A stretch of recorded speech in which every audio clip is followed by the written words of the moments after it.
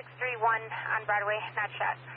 In Chicago, the year began as usual, with fresh bloodshed. A few hours after the Windy City celebrated the dawn of 2017, police fielded reports of two men in a gunfight in the city's comparatively safe North Side. Both later died. Well, the year 2016 here in Chicago is the year of the renegade. You have so many guys out here that are trying to prove a point by killing people here in Chicago. It's just totally out of control. Hours earlier, protesters bore crosses for every person killed here in 2016, Chicago's deadliest year in nearly 2 decades. More than 4,300 people were shot here in 2016, and 762 were killed. The mentality that you'd rather CPD catch you with the gun than for your rival to catch you without it, that's bizarro world. The murder rate in America's third largest city is worse than the two biggest cities, New York and Los Angeles, combined.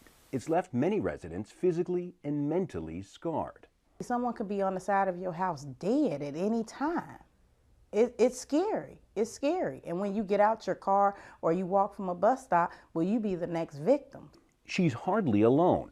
A Northwestern University study found women in violence-prone Chicago neighborhoods show the kind of trauma experienced by residents of war zones. Many of the women that were participating in the study were reporting traumatic experiences and symptoms of trauma, and that was coming up time and time again. Since 2001, there have been more than 8,000 murders in Chicago, killing more Americans than the wars in Iraq and Afghanistan.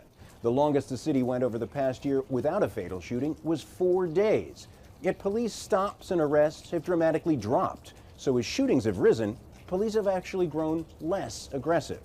Chicago's last police chief says police are stepping back after public furor over incidents like the one that got him fired, when an officer under his command shot Laquan McDonald 16 times as he walked away from police with a knife in hand. Officers are under attack. That's how they feel, right? That's how they feel in this environment. And they're not going to put themselves and their families in jeopardy.